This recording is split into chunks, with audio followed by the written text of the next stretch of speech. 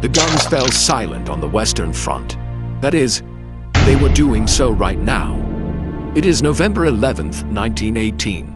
For the last 4 years, this front line has been the scene of some of the most horrific fighting the world has ever seen. But now the shooting, the shelling, and the screaming has stopped. It's all over. How did it end?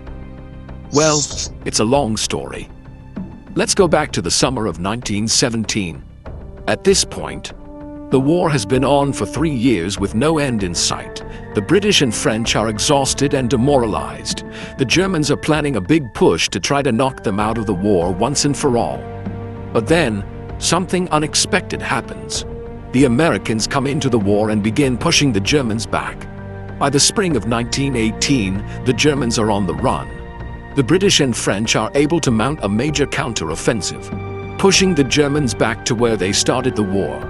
But while the Germans are militarily defeated, they refuse to give up. They want a negotiated peace. The French want to keep fighting until Germany is completely crushed. But by this point, the French are exhausted, and the British are worried that the Americans won't fight if they don't get peace. In the end, the British and the French agree to end the fighting on the Western Front. An armistice is signed. Fighting stops. But that doesn't mean the war is over. It's just the first step towards ending the war. The Allies are still at war with Germany. They just aren't fighting on the Western Front anymore.